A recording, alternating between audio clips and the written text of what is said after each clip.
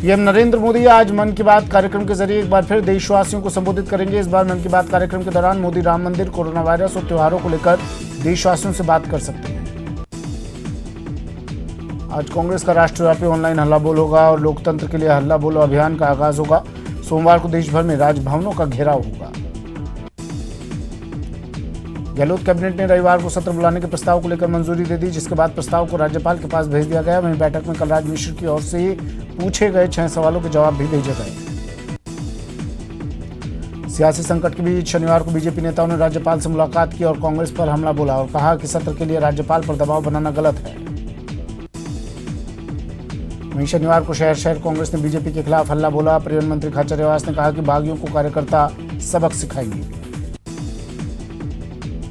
प्रदेश में चल रहे सियासी घमासान के बीच कांग्रेस ने शनिवार को सभी जिला मुख्यालयों पर धरने प्रदर्शन किया और राष्ट्रपति के नाम कलेक्टर को ज्ञापन सौंपा। कांग्रेस के प्रदेश प्रभारी अविनाश पांडे ने एक वीडियो जारी कर बीजेपी पर निशाना साधा। पांडे ने कहा कि चुनी हुई सरकार को इस तरह अस्थिर करना संवैधानिक संस्थाओं का दुरुपयोग करने जैसा है। प्रधानमंत्री नरेंद्र मोदी 27 जुलाई को वीडियो कॉन्फ्रेंसिंग के जरिए नोएडा, कोलकाता और मुंबई में भारतीय चिकित्सा अनुसंधान परिषद के 3 नए लैब्स का उद्घाटन करेंगे। राज्यसभा में राष्ट्रीय जनतांत्रिक गठबंधन के सांसदों की संख्या 102 हो गई है। अब राज्यसभा में एनडीए को बहुमत के लिए केवल 22 सांसदों की जरूरत है। राज्यसभा में बीजेपी के पास 85 सांसद हैं। यूपी के सीएम योगी आदित्यनाथ शनिवार को अयोध्या पहुंचे, जिसके बाद योगी ने हनुमानगढ़ी में दर्शन किया। अयोध्या में अफसरों के साथ मुख्यमंत्री योगी आदित्यनाथ ने भूमि पूजन और प्रधानमंत्री के दौरे को लेकर समीक्षा बैठक की। मुस्लिम कार सेवक मंच के अध्यक्ष और राम भक्त आजम खान भूमि पूजन के कार्यक्रम में शामिल होना चाहते हैं। उन्होंने ऐलान किया कि अगर उन्हें आमंत्रण नहीं मिला तो सरयू में ही जल समाधि ले लेंगे। प्रदेश में पिछले 16 दिन से चल रहे राजनीतिक संकट को लेकर 86 विभिन्न जन संगठन और प्रसिद्ध व्यक्तियों ने राज्यपाल कलराज मिश्र को पत्र लिखा है, विधानसभा सत्र बुलाने की गुजारिश की है। राज्यपाल कलराज मिश्र ने कहा कि कोविड-19 को लेकर राज्य सरकार पूरी तरह संवेदनशील है। उन्होंने कहा कि कोरोना संक्रमण मृत्यु दर को कम करने के लिए राज्य सरकार अच्छी कोशिश कर रही है। लद्दाख में हॉट स्प्रिंग से चीन और भारत की सेना पीछे हट गई है। डिसएंगेजमेंट की प्रक्रिया के तहत दोनों देशों की सेनाओं ने अपने कदम पीछे किए हैं। वहीं पेंगोंग को लेकर अगले हफ्ते सैन्य कमांडर स्तर की बैठक हो सकती है।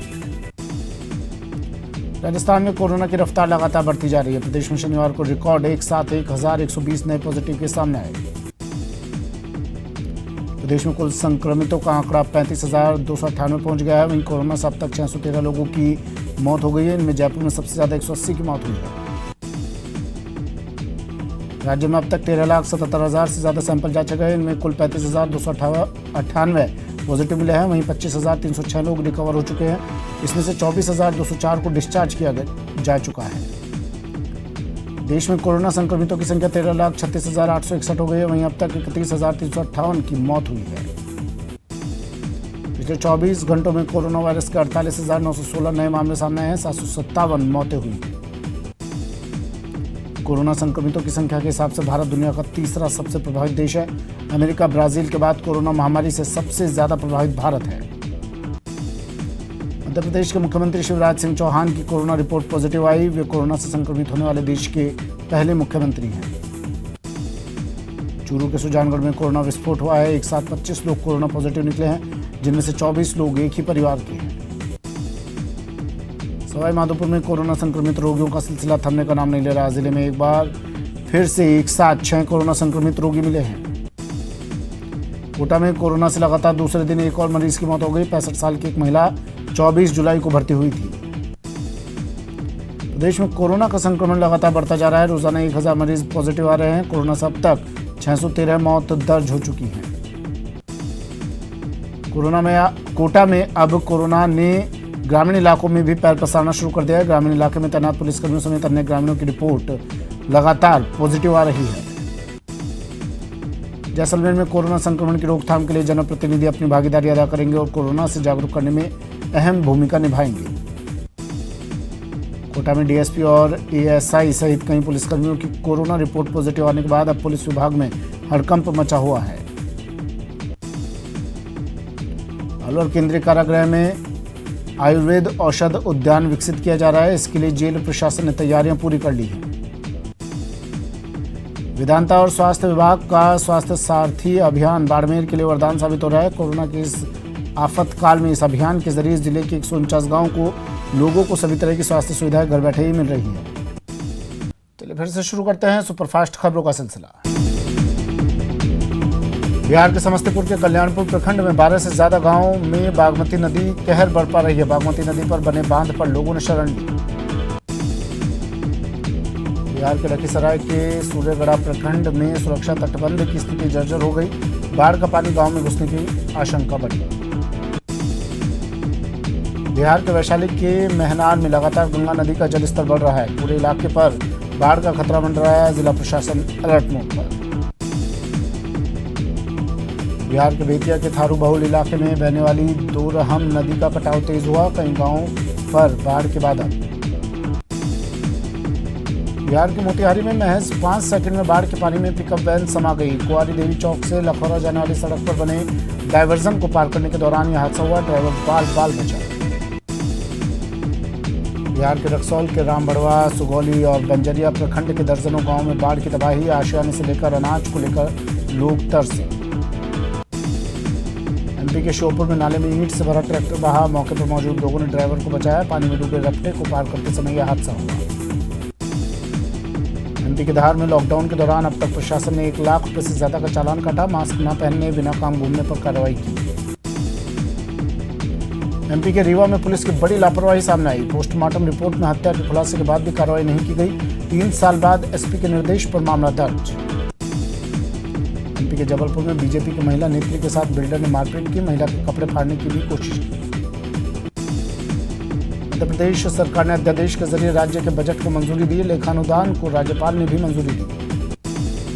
एमपी के इंदौर में सर्राफा व्यापारियों ने रात में लगने वाली चाट चौपाटी का विरोध किया। हाल ही में निगम ने चौपाटी को गुलजार करने के लिए निर्माण कार्य करवाया था। विधानसभा सत्र को लेकर चिकित्सा मंत्री रघु शर्मा ने कहा कि राज्यपाल को विधानसभा का सत्र बुलाना ही चाहिए। कोविड-19 के नाम पर सत्र नहीं बुलाना ठीक नहीं है। लंबे इंतजार के बाद अयोध्या में भगवान राम का मंदिर बनने जा रहा है। इसके लिए 5 अगस्त को भूमि पूजन का कार्यक्रम रखा गया है। चिकित्सा मंत्री डॉक्टर रघु शर्मा ने कहा कि राज्यपाल को विधानसभा का सत्र बुलाना चाहिए। उन्होंने कहा कि कोविड-19 के नाम पर सत्र बुलाना की बात बेईमानी है। दौसा की सिकंदरा थाना पुलिस ने गायों से भरे ट्रक को गौ तस्करों से मुक्त करवाया। हालांकि गौ तस्कर अंधेरे का फायदा उठाकर फरार होने में कामयाब हुए। टोंक के राणौली गांव में पुलिस की कार्यशैली के विरोध प्रदर्शन करने के मामले में गिरफ्तार 2 लोगों ने पुलिस पर कस्टडी के दौरान अमानवीय मारपीट का आरोप लगाया। झालावाड़ पुलिस ने पिछले दिनों मिश्रोली कस्बे में हुई लाखों की चोरी और नकबजनी के मामले का पर्दाफाश किया। मामले में पुलिस ने 3 आरोपियों को गिरफ्तार कर लिया। कोटा के बाना झालावाड़ रोड पर तेज रफ्तार से चल रहा गायों से भरा एक कंटेनर पलट गया। हादसे में 12 गायों की मौत हो गई। टोंक जिला मुख्यालय पर कोरोना संक्रमण को लेकर जिला प्रशासन द्वारा लगाई गई धारा 144 के बावजूद कांग्रेस ने संविधान बचाओ प्रदर्शन के दौरान कोविड-19 एडवाइजरी की खुलेआम धज्जियां उड़ाई। कोटा ग्रामीण पुलिस ने कार्रवाई करते हुए एक वाहन चोर को गिरफ्तार किया। आरोपी के कब्जे से चोरी की मोटरसाइकिल भी बरामद की। भीलवाड़ा के राजीव गांधी उद्यान में तालाब में शव मिलने से सनसनी फैल गई। सुभाष नगर थाना पुलिस ने मौके पर पहुंचकर शव को मोर्चरी में रखवाया। कोटा में बढ़ते कोरोना संक्रमण को देखते हुए पुलिस अधीक्षक के निर्देश पर मास्क और हेलमेट नहीं लगाने वाले लोगों के खिलाफ पुलिस ने कार्रवाई की। सीकर के पृथ्वीपुरा गांव में कुआं खोदने के दौरान हुए हादसे के दौरान मजदूर की मौत हो जाने का मामला सामने आया है। अजमेर में 4 दिन पहले सरेआम विक्रम शर्मा की हत्या मामले में आरोपियों को पकड़ने में पुलिस अभी भी नाकाम है, जिसके चलते पुलिस कार्रवाई पर सवाल खड़े हो रहे हैं।